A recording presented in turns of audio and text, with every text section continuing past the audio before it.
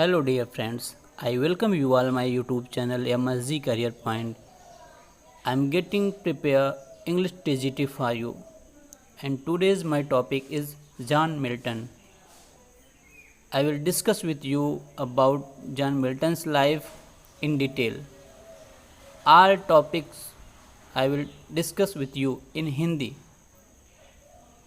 प्यारे दोस्तों, आज मैं जॉन मिल्टन के बारे में आपसे डिस्कस करूंगा। मिल्टन साहब के लाइफ के बारे में हर एक पॉइंट बताने का प्रयास करूंगा, तो बने रहिएगा मेरे साथ लास्ट तक। स्टार्ट करते हैं आज की अपनी क्लास। जैसा कि आपको पता है, इंग्लिश टीजीटी के लिए हमें 4 राइटर्स डीपली स्टडी करना है। John Milton, William Shakespeare and William Wordsworth and John Galsworthy. इसके पहले हमने जॉन गाल्सवर्दी की बायोग्राफी को पढ़ाया है, उसका एक वीडियो मैंने बना दिया है, आप चाहें तो प्लेलिस्ट में जाकर देख सकते हैं। जॉन मिल्टन का जन्म 1608 ईस्वी में हुआ था। डेट था 9 दिसंबर 1608 ईस्वी को इनका जन्म हुआ at Bread Street in London में। एंड इनका डेथ 8 नवंबर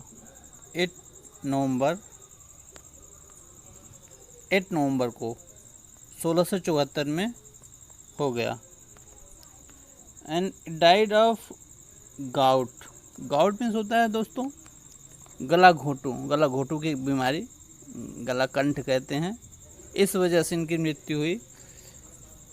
मृत्यु क्या हुई आप इतना समझ सकते हैं, इनको पहले से ही गाउट की बीमारी थी और स्पेशली इनकी मृत्यु फेलर ऑफ किडनी की वजह से हुई थी। एट लास्ट मोमेंट, लास्ट में उन फेलर ऑफ किडनी की वजह से इनकी डेथ हो गई। तो अगर ऑप्शन में गाउट दिया रहे तो गाउट पर टिक मारिए, तो गाउट न दिया रहे, फेलर ऑफ किडनी दिया हो तो यह ऑप्शन भी करेक्ट रहेगा। तो इनके पिता का नाम जॉन मिल्टन था, माता का नाम सारा जेफरी था। देखिए, पिता का नाम जॉन मिल्टन एंड इनका भी नाम जॉन मिल्टन ही था। बेटे एंड पिता दोनों का नाम सेम है, बट डिफरेंसेस क्या होते हैं दोस्तों। जॉन मिल्टन पिता के नाम के आगे आप सीनियर मिल्टन पाएंगे, सीनियर SR लिखा होता है कहीं कहीं, और जॉन मिल्टन के सामने जूनियर JR लिखा हुआ मिलता है। ओके, आगे बढ़ते हैं। मिल्टन को लेडी ऑफ क्राइस्ट भी कहा जाता है। लेडी ऑफ क्राइस्ट कहा जाता है क्यों? क्योंकि इनकी आंखें ओवल, चेहरा इनका ओवल शेप का था, मीन्स अंडाकार चेहरा होने के कारण, गोरा रंग होने के कारण इनको लेडी ऑफ क्राइस्ट के नाम से संबोधित किया जाता था। इन्होंने Paul's schools and Christ school Cambridge में शिक्षा ग्रहण की थी। 1632 में MA की डिग्री लेकर इन्होंने यूनिवर्सिटी छोड़ दिया, विश्वविद्यालय छोड़ दिया। द मास्क ऑफ कॉमर्स 1634 में आई थी। कॉमर्स भी कहा जाता है, full name mask of commerce है, 1634 में लिखा गया, जिसको मास्क ऑफ लुडलो कैस्टल भी कहते हैं। मास्क ऑफ लुडलो कैस्टल भी कहते हैं। क्यों? क्योंकि ये लुडलो कैस्टल में परफॉर्म हुआ था। ओके, आगे बढ़ते हैं। 1637 में इन्होंने लिसिडास लिखा था। 37 कंफर्म है, 37-38 नहीं बल्कि 37 इज करेक्ट। 1637 में लिसिडास लिखा गया और 1638 में पब्लिश कराया गया था। और लिसिडास जॉन मिल्टन साहब ने अपने मित्र एडवर्ड किंग की मेमोरी में लिखा, क्योंकि एडवर्ड किंग जो कि उनकी मृत्यु शिपरेक की वजह से हुई, समुद्र में डूब जाने की वजह से मृत्यु हो गई थी, आयरिश सी में डूब गए थे। इसको पास्टोरल एलेगी मोनोरी भी कहते हैं। देन आफ्टर 1643 में इन्होंने अपने आधे से उम्र मैरी पावल, दोस्तों ये डेट रॉन्ग है, 1642 में जॉन मिल्टन ने मैरी पावल से शादी की और 1644 में इन्होंने एरोपैजिटिका नामक पुस्तक लिखी, जो कि फ्रीडम ऑफ प्रेस से संबंधित था। देन आफ्टर दोस्तों, जब इनकी शादी हुई मिल्टन साहब की मैरी पावल के साथ, तो उस समय मैरी पावल की उम्र 17 ईयर थी और जॉन मिल्टन की उम्र लगभग 34 ईयर की थी। इनसे आधी उम्र की थी ये। आगे बढ़ते हैं।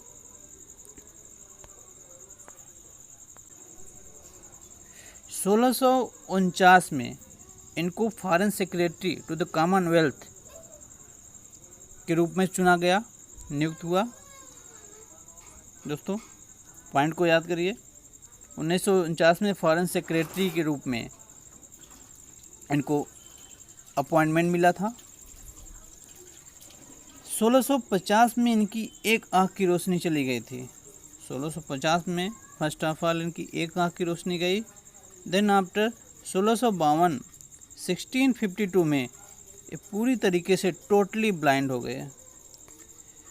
1649 में किंग चार्ल्स फर्स्ट की हत्या के सपोर्ट में इन्होंने Tenure of Kings and Magistrate नामक पुस्तक लिखी।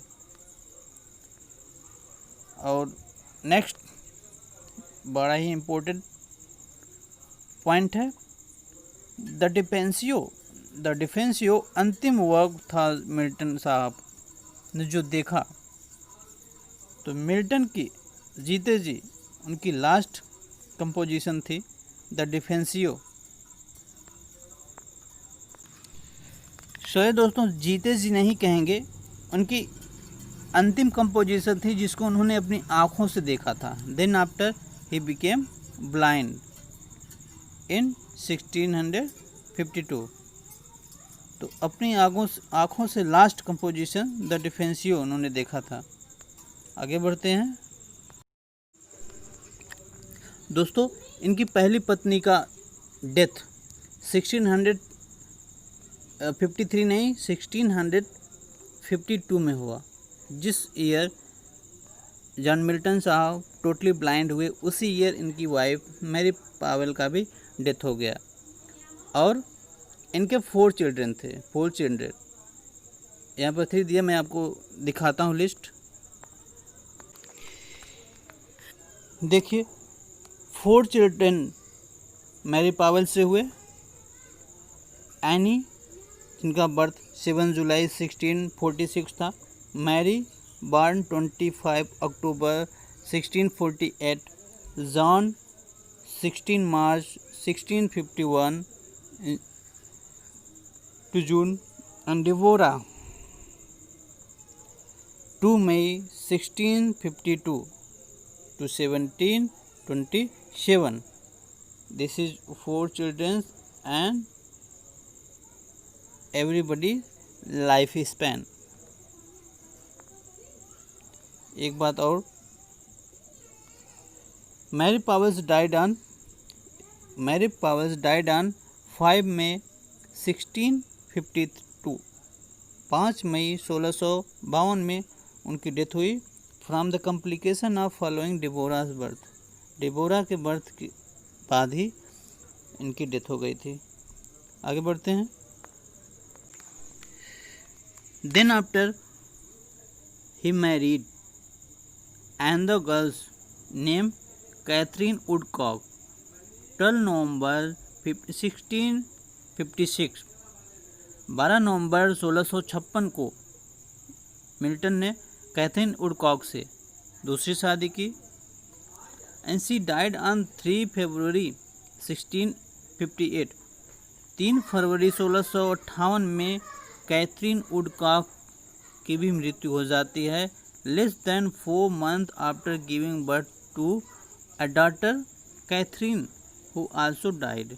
देखिए, कैथरीन वुडकॉक ने एक बच्ची को जन्म दिया जिसका नाम कैथरीन रखा गया था।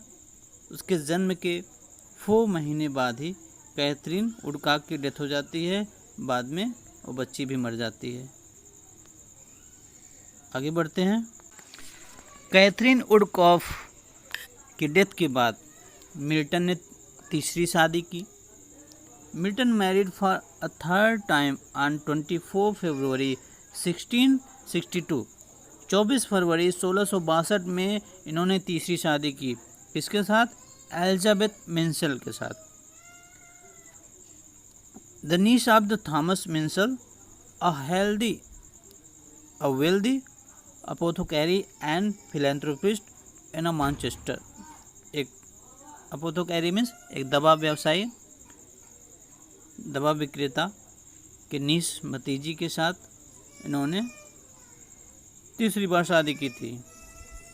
आगे बढ़ते हैं। इस लिस्ट को आप देख लीजिए। 4 children: Annie, Mary, John, Deborah. Mary Powell's died and about second marriage Catherine Woodcock, then after third wife Elizabeth Minshull, and here also Milton died due to kidney failure on 8 November 1674 and was buried in Church St. Giles, Cripplegate Estate in London। It's most important topic। आगे बढ़ते हैं।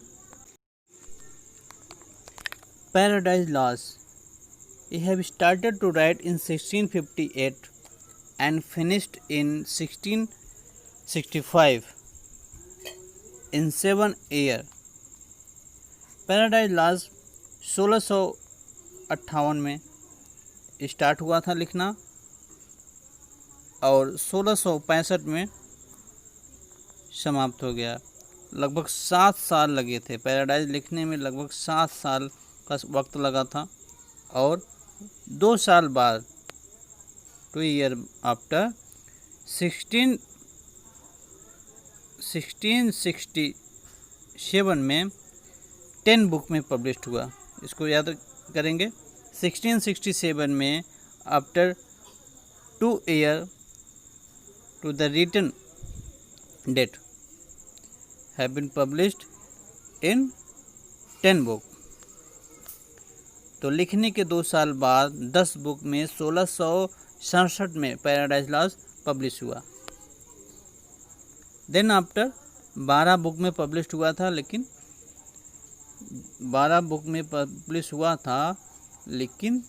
1674 में कब publish हुआ? 1674 में 12 book में publish हुआ। तो इस 2 डेट को याद करिए। 1667 में 10 बुक में पब्लिशिंग है और 12 बुक में पब्लिश हुआ 1674 में 1674। देन आफ्टर 5 पाउंड में सैमुअल मेंशन को कॉपीराइट बेचा गया था। पैराडाइज लॉस्ट को ही बाद में चल के मिल्टन के डेथ के बाद की बात है। 3rd एडिशन पोएट के डेथ के बाद आया। पैराडाइज लॉस्ट का 3rd एडिशन आया था उनकी डेथ के बाद। और बाद में 8 पाउंड में उनकी विधवा कौन थी उसमें? एलिजाबेथ मेंशन ने 8 पाउंड में कॉपीराइट बेच दिया था और कुल 28 पाउंड इससे प्राप्त किए थे। एलिजाबेथ मेंशन की मृत्यु में बता दूं, उनकी डेथ 1728 में हुई। जॉन मिल्टन की डेथ के काफ़ी बाद एलिजाबेथ मेंशन 3rd वाइफ की डेथ हुई थी। थॉमस एल वुड की सजेशन पर ही मिल्टन ने पैराडाइज रिगेंड लिखा था। 1671 में सबसे powerful dramatic poem Greek model पर आई थी, जो कि मिल्टन की आखिरी वर्क था। ग्रीक मॉडल पर सैमसन एगोनिस्ट था, जो कि ग्रीक मॉडल पर आधारित था।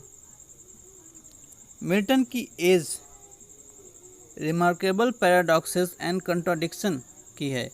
लगभग 1674 में गाउट की नामक बीमारी के कारण उनकी डेथ हुई थी।